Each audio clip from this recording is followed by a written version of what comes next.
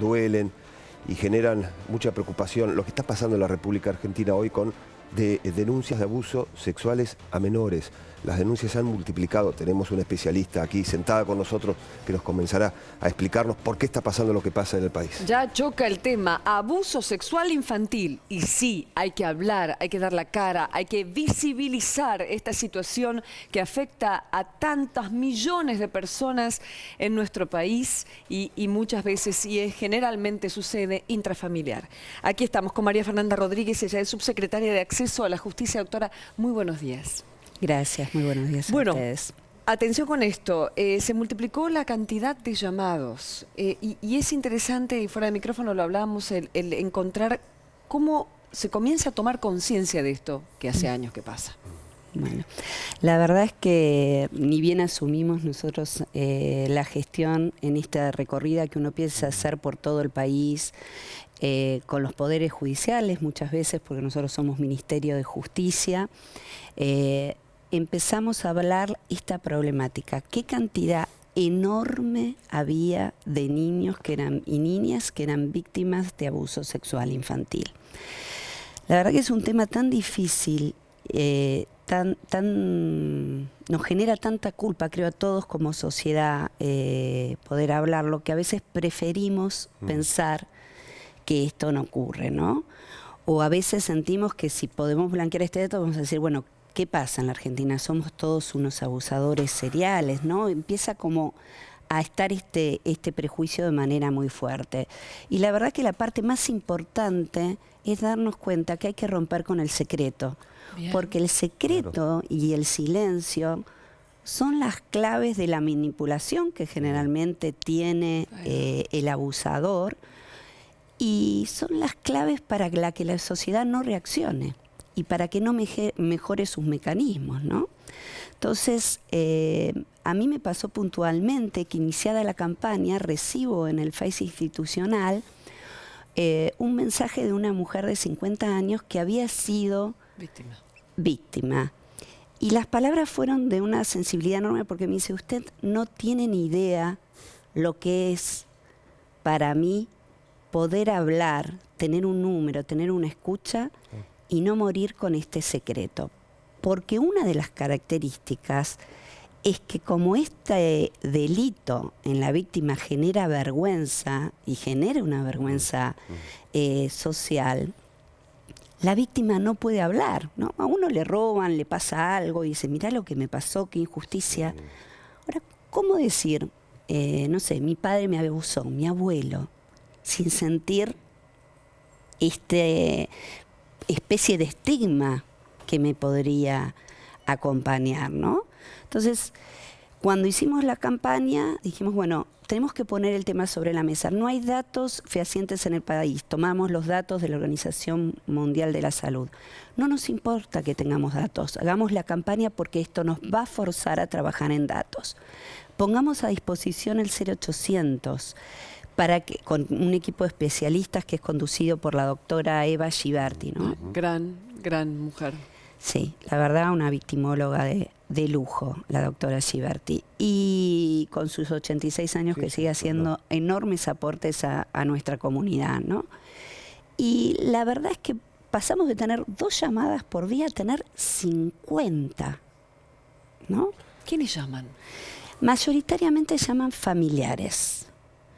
Por supuesto, los niños es muy difícil que llamen cuando están en esta situación. Y es también muy impresionante algunos números que nosotros vamos teniendo. Por ejemplo, detectamos en un universo en 2 meses de 1.487 casos que tuvimos 7 niñas entre 12 y 14 años embarazadas producto de esta situación.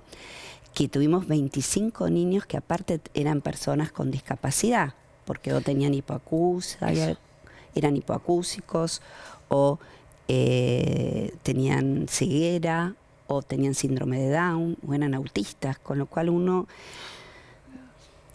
menos puede entender en esta intersectorialidad de vulnerabilidades que están en ese niño, porque aparte es una persona con discapacidad, este abuso, ¿no? Bueno, el caso, por ejemplo, de este convento en Mendoza, uno de los tantos ejemplos, ¿no? Sí. Aberrantes, por cierto. Doctora, llaman a este 0800, denuncia, puede ser un familiar, puede ser un amigo, puede ser un vecino. ¿Qué se hace a partir de ese momento? Digo, cuando esa persona recibe el llamado, escucha a quien está denunciando y a partir de ahí, ¿cuál es la historia que continúa?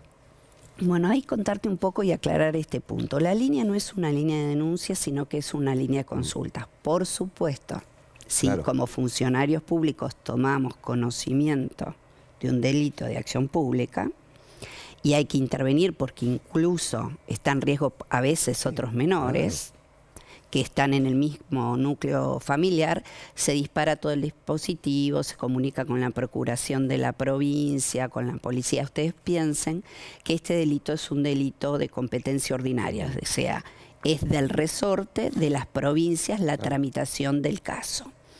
No es lo mismo que nos pasa a nosotros con la línea 145, que sí es una línea de denuncias para el tema de trata de personas, que es un delito federal. En este caso particular, lo que establecemos es la conexión y la derivación y la activación de la denuncia. Hay una amplia cantidad también de llamadas donde lo que te están preguntando es, bueno, me pasan tales y cuales cosas. Mi hijo está manifestando tales conductas. Son señal de alarma, ¿no? Entonces ahí también se ayuda a disparar la prevención, ¿no? Además del abuso sexual infantil femenino, se está hablando del masculino también, de los varoncitos. Y es muy interesante la frase, las cifras que ustedes dan. ¿Me lo recordás, por favor, doctora? ¿Es una de cada cuántas niñas? Una de cada 10 niñas y una de cada 13. Estos es lo que dicen las personas adultas. Estas encuestas se hacen sobre adultos, las de la Organización Mundial de la Salud. Es lo que refieren que les ha pasado en su vida. También es interesante aclarar acá que no todo ha sido una violación. El abuso tiene enorme cantidad de dimensiones. Cuando a un niño se lo toca o se lo manosea sin que haya un acto de penetración, estamos en un abuso sexual infantil muy violatorio. Digo porque si no pareciera, solo debemos poner en esto la pirámide más grave del delito. Y no es así. O incluso incorporarlo a ver pornografía. Eso es Exactamente. otro abuso, por más que no se lo toque, si se lo insta o a ver un acto sexual entre mayores. Exactamente, y muchas veces a mantener... el tema dispara muchísimas cosas. Yo te podría decir también que hay un tema que es muy sensible a poner en debate, porque uno a veces cuando ve el análisis de casos se encuentra con menores que abusan de menores. Sí. Por ejemplo, chiquitos de 13, 14 años que abusan de un chico de 5. Bueno, es de una complejidad enorme. Lo que sí nos obliga y nos hace responsable a todos, como comunidad, a nosotros como gobierno, es a generar las políticas públicas y a generar la conciencia social, y que todos tenemos que trabajar en que esto no ocurra. Digo, esto no es solo responsabilidad o del Poder Judicial o de un gobierno. Todos formamos partes de esta comunidad, y cuando se lesiona a un niño, se lesiona a una comunidad entera. Es verdad, es verdad. Doctora, ha sido usted muy amable por venir.